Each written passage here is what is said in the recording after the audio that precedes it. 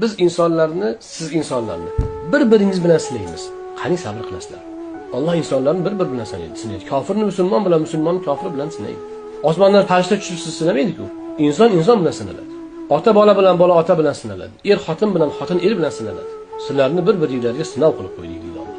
Muhtaram azizlar, Qur'onni Karimni o'qib tafakkur qilsangiz cheksiz ummon. Mana men aytayotgan gaplar bu hammasini men o'zim to'qiyotganim yo'q. Bu hammasi Qur'on bergan ma'nolar bu. Qur'on hadis anglatgan ma'nolar. Qarang qanchalar buyuk falsafa va qalbingiz qanoat hosil qiladi. Hayotingiz to'g'ri bo'ladi. Mana shu falsafa bilan. Inson faqat yeb ichish, rohat uchun, nafsini qondirish uchun yaralgan degan falsafani oldiga qo'yingchi, qanaqa tubanlashib ketadi inson. Hayvondan battar bo'ladi. Minglab insonlarni o'ldirib, millionlab insonlarni yostiqni quritganlar hayvon emas, inson shular. Ana shuning uchun Alloh subhanahu va taolo demak siz bilan bizga bu hayotni imtihon qilib bergan ekan.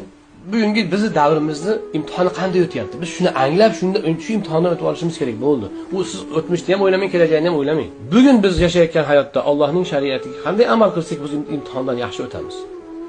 Gap mana shunda bo'lishi kerak.